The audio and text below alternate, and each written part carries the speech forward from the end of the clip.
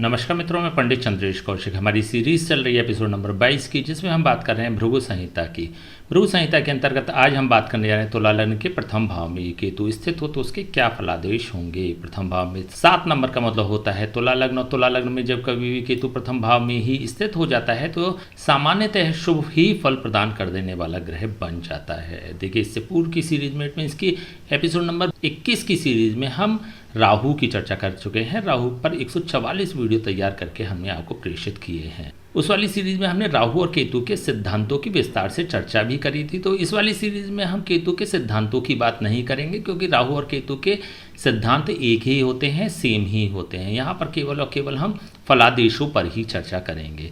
First of all, जब कभी भी हम केतु की बात करते हैं या राहु की बात करते हैं तो ये 3 प्रकार से अपने फलों को प्रदान करते हैं। पहला तो यह जिस भाव में स्थित होते हैं उस भाव के अनुसार अपने फलों को प्रदान किया करते हैं। दूसरा, जिस राशि पर स्थित होते हैं उस राशिपति के अनुसार अपने फलों को प्रदान करते हैं। और तीसरा, जिस ग्रह के साथ स्थित हो जाते हैं उसके भी अनुसार अपने फलों को प्रदान किया करते हैं। यहाँ पर केतु प्रथम भाव में स्थित हो रहा है। प्रथम भाव कुंडली का अत्यंत शुभ भाव माना जाता है, सर्वोत्तम शुभ भाव माना जाता है, क्योंकि एक त्रिकोण भाव भी होता है और एक केंद्र भाव भी होता है।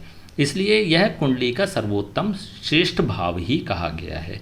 ऐसे में जब केतु यहाँ पर स्थित हो जाता है तो केतु प्रथम भाव के कंटेंट्स को अत्यधिक बढ़ा देने वाला भी बन जाता है। ऐसे लोगों को प्रतिभाशाली बना देता है, संपन्न बना देता है, धनी बना देता है और जीवन में यह सुख को प्राप्त करने वाले भी हो जाते हैं। ऐसे लोग जीवन में उत्तरोत्तर उन्नति करने वाले हो जाएंगे। केतु की भोग दशा के दौरान यह केतु व्यक्ति को आर्थिक, शारीरिक और मानसिक रूप से स्वस्थ रखने वाला भी हो जाता है। अब इसकी द्वितीय अवस्था पर आ जाते हैं कि केतु जिस राशि में स्थित होता है उस राशिपति के अनुसार भी अपने शुभ अथवा अशुभ फलों को प्रदान किया करता है। यदि इस कुंडली में हम केतु के इफेक्ट्स की बात करते हैं तो यह, क्योंकि तुला राशि पर स्थित हो रहा है, तुला राशि का स्वामी शुक्र होता है, तो शुक्र के अनुसार यह अपने फलों को प्रदान करने वाला बन जाता है।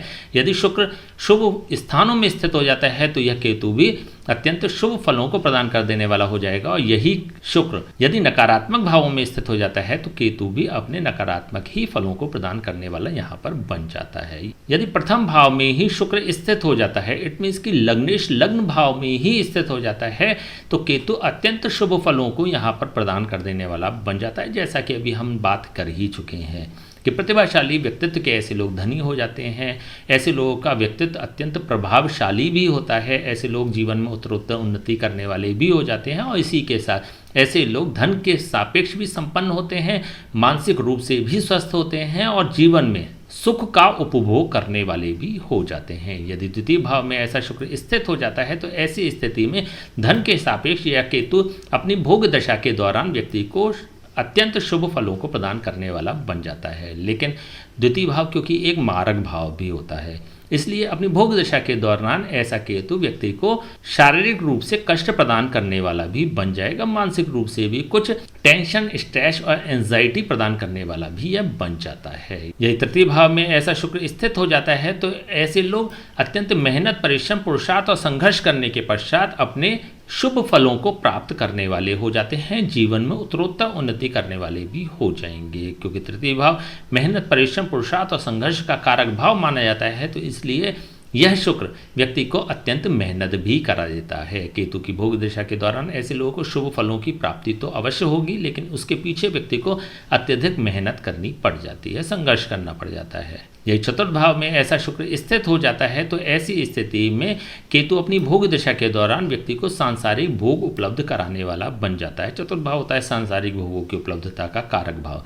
वाहन, भूमि और भवन को प्रदान कर देने वाला चतुर्थ भाव होता है। तो ऐसी स्थिति में केतु अपनी भोग दशा के दौरान व्यक्ति को वाहन, भूमि और भवन की उपलब्धता को सुनिश्चित करने वाला भी हो जाएगा। केतु की भोग दशा के दौरान ऐसे लोग सुख का अनुभव भी कर लेते हैं, सुख को प्राप्त भी कर लेते हैं। यदि पंचम भाव में ऐसा शुक्र स्थित हो जाता है तो यहाँ पर पंचम भाव क्योंकि मान, सम्मान और प्रतिष्ठा का कारक भाव होता है, क्योंकि केतु की भोग दशा के दौरान ऐसे लोग मान, सम्मान और प्रतिष्ठा को प्राप्त करने वाले हो जाते हैं। ऐसे लोग अत्यंत बुद्धिमान, विवेकशील और ज्ञानी भी होते हैं। इसी के साथ ऐसे लोग जीवन में उत्तरोत्तर उन्नति करने वाले भी हो जाएंगे। केतु की भोग दशा के दौरान ऐसे लोग अपनी महत्वाकांक्षाओं को पूर्ण करने वाले हो जाते हैं, उच्च पद का लाभ प्राप्त करने वाले भी हो जाते हैं। इट मीन्स कि उच्च पद को प्राप्त करने वाले भी हो जाएंगे। ऐसी स्थिति में केतु अपनी भोग दशा के दौरान व्यक्ति को संतान का सुख भी प्रदान करने वाला बन जाता है। यदि षष्ठम भाव में ऐसा शुक्र स्थित हो जाता है और उच्च का होकर स्थित हो जाता है तो यहाँ पर यह कुछ निश्चित फल प्रदान करने वाला ग्रह बन जाता है। फर्स्ट ऑफ ऑल तो क्योंकि शुक्र यहाँ पर उच्च की राशि में स्थित हो रहा है तो केतु अपनी भोग दशा के दौरान उच्चत्व वाले फल व्यक्ति को प्रदान कर देने वाला हो जाएगा। ऐसे लोग रोग, ऋण और शत्रु पर विजय प्राप्त करने वाले भी हो जाते हैं। लेकिन विजय का अर्थ यह है कि फर्स्ट ऑफ ऑल ऐसे कंटेंट्स उनको प्राप्त होते हैं।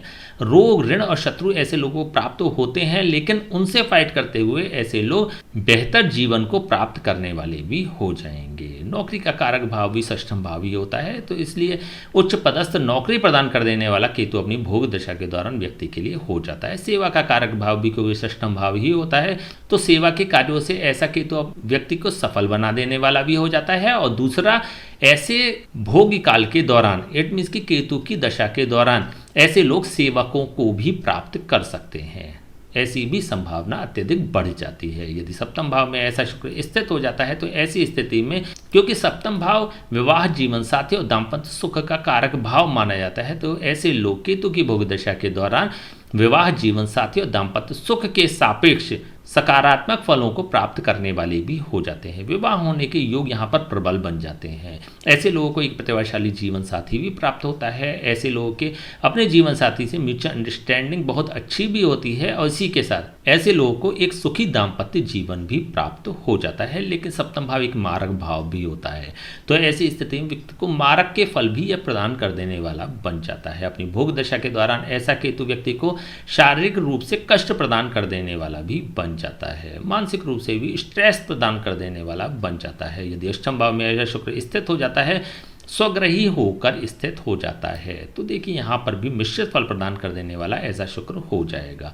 प्रथम तो अष्टम भाव दुख, विपत्ति और परेशानियों का कारक भाव माना जाता है। विपत्ति, कष्ट और बाधाओं का कारक भाव माना जाता है, तो केतु की भोग दशा के दौरान ऐसे लोगों को बाधाएं भी प्राप्त होती हैं, तो विपत्ति और परेशानियां भी प्राप्त होती हैं, लेकिन उससे फाइट करते हुए ऐसे लोग उत्तरोत्तर उन्नति करने वाले ही हो जाते हैं। इट मीन्स कि जो इनके साथ बाधाएं आती हैं, विपत्तियां आती हैं, वह इनके भाग्य को चमकाने वाला भी समय होता है। उनसे फाइट करते हुए ऐसे लोग उच्च सफलता को प्राप्त करने वाले भी हो जाएंगे। यदि नवम भाव में ऐसा शुक्र स्थित हो जाता है, भाग्य स्थान में स्थित हो जाता है, तो केतु भी अपने भोग दशा के दौरान व्यक्ति को भाग्यशाली बनाने वाला बन जाएगा। अपनी भोग दशा के दौरान ऐसा केतु व्यक्ति को नए कार्य कराने वाला भी हो जाता है, नई नौकरी प्रदान कर सकता है, नए बिजनेस की शुरुआत करा सकता है, तो इस प्रकार की संभावनाओं को यह प्रदर्शित कर देने वाला हो जाता है। यदि दशम भाव में ऐसा शुक्र स्थित हो जाता है तो अपनी भोग दशा के दौरान ऐसा केतु व्यक्ति को अपने कर्म क्षेत्र में अत्यधिक सफल बना देने वाला भी हो जाता है। सामाजिक रूप से उच्च प्रदर्शन कराने वाला भी ऐसा केतु हो जाता है। ऐसे लोग अपनी प्रोफेशनल लाइफ में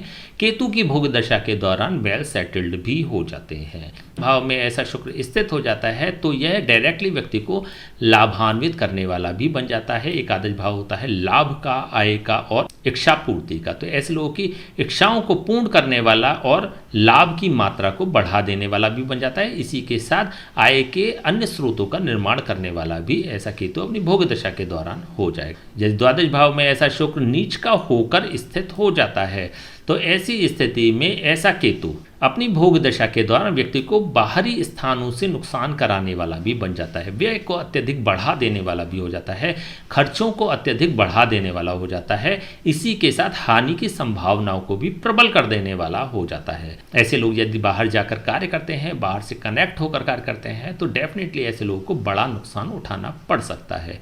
द्वादश भाव जेल यात्रा का कारक भाव भी माना जाता है, हॉस्पिटलाइज होने का भी कारक भाव माना जाता है।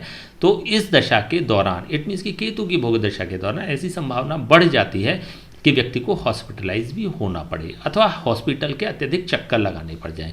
जेल यात्रा भी हो सकती है अथवा जेल के भी चक्कर लगाने पड़ सकते हैं। तो इस प्रकार की नकारात्मक स्थितियों को भी उत्पन्न करने वाला बन जाता है। चलिए बात कर लेते हैं इसकी तीसरी अवस्था की। यदि केतु के साथ यहाँ पर कोई अन्य ग्रह युति संबंध बनाकर बैठ जाता है तो किस प्रकार के प्रभाव होंगे। यदि केतु के साथ यहाँ पर सूर्य स्थित हो जाता है तो ऐसी स्थिति में, क्योंकि सूर्य यहाँ पर लाभ भाव का स्वामी हो रहा है, लाभ भाव का स्वामी होकर जब यह केतु के साथ प्रथम भाव में स्थित हो जाता है तो व्यक्ति को लाभान्वित करने वाला भी हो जाता है, ऐसे लोगों की इच्छाओं को पूर्ण करने वाला भी हो जाता है, आय के एक से अधिक स्रोतों का निर्माण करने वाला भी बन जाता है।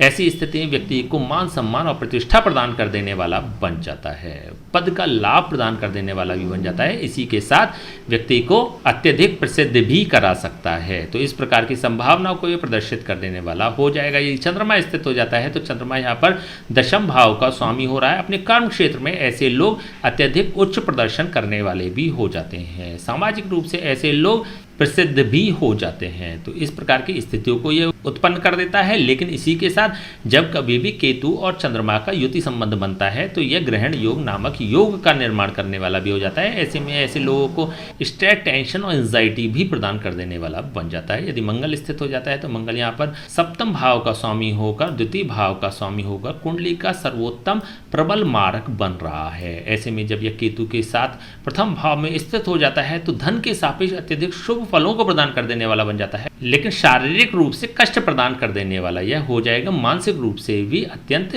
स्ट्रेस, टेंशन, एंजाइटी प्रदान कर देने वाला भी यह बन जाता है। यदि बुध स्थित हो जाता है तो ऐसी स्थिति में बुध, क्योंकि यहाँ पर भाग्य भाव का स्वामी हो रहा है और द्वादश भाव का स्वामी हो रहा है, ऐसे में बाहरी स्थानों से ऐसे लोगों को अत्यधिक लाभान्वित करने वाला भी बन जाता है। भाग्य के सापेक्ष भी ऐसे लोगों को नए कार्यों की शुरुआत भी करा सकता है। केतु अपनी भोग दशा के दौरान व्यक्ति को बाहरी क्षेत्रों से जोड़कर सफल बनाने वाला भी बन जाता है। ऐसे लोग बाहर जाकर नौकरी कर सकते हैं, बाहर से नौकरी प्राप्त करके अपने शहर में ही किसी एमएनसी कंपनी के थ्रू भी काम कर सकते हैं। विदेश, विदेशी भाषा, विदेशी कंपनी, विदेशी लोग अथवा किसी एमएनसी कंपनी के साथ मिलकर ऐसे लोग उच्च प्रदर्शन करने वाले भी हो जाते हैं। यदि गुरु स्थित हो जाता है, गुरु यहाँ पर तृतीय भाव का स्वामी हो रहा है, षष्ठम भाव का स्वामी हो रहा है, इट मीन्स की दो नकारात्मक भावों का स्वामी होकर जब केतु के साथ प्रथम भाव में ही स्थित हो जाता है तो ऐसी स्थिति में केतु भी अपनी भोग दशा के दौरान व्यक्ति के संघर्ष को बढ़ा देने वाला हो जाता है, मेहनत, परिश्रम, पुरुषार्थ को बढ़ा देने वाला हो जाता है। ऐसे लोगों को रोग, ऋण और शत्रु प्रदान कर देने वाला हो जाता है। ऐसे लोगों के रोग, ऋण और शत्रु इन पर हावी हो जाते हैं। तो इस प्रकार की नकारात्मक संभावना को यह प्रदर्शित कर देता है। यदि शुक्र ही स्थित हो जाता है तो शुक्र यहाँ पर अष्टम भाव का स्वामी होकर और लग्न भाव का स्वामी होकर, प्रथम भाव का स्वामी होकर जब प्रथम भाव में ही स्थित हो जाता है, केतु के साथ स्थित हो जाता है, तो सामान्यतः ऐसा केतु अपनी भोग दशा के दौरान व्यक्ति को कुछ विपत्तियों के साथ उच्च सफलता प्रदान कर देने वाला बन जाता है। यदि शनि स्थित हो जाता है, शनि यहाँ पर राजयोग कारक ग्रह हो रहा है, एक केंद्र भाव का स्वामी और एक त्रिकोण भाव का स्वामी होकर जब यह केतु के साथ प्रथम भाव में स्थित हो जाता है तो राजयोग के उच्च फलों को प्रदान कर देने वाला ऐसा केतु अपनी भोग दशा के दौरान हो जाएगा। ऐसे लोगों को बुद्धिमान, विवेकशील और ज्ञानी भी बना देता है। पद का लाभ प्रदान कर देने वाला, वाहन, भूमि और भवन को प्रदान कर देने वाला, महत्वाकांक्षाओं को पूर्ण करने वाला भी ऐसा केतु अपनी भोग दशा के दौरान हो जाता है। चलिए बात कर लेते हैं इसके उपाय, क्या उपाय हो सकते हैं। सर्वप्रथम तो आपको जब केतु का उपाय करना है तो उससे पूर्व आपको दो उपाय करने होंगे। आपको पहले ये देखना होगा कि शुक्र की यहाँ पर स्थिति क्या है।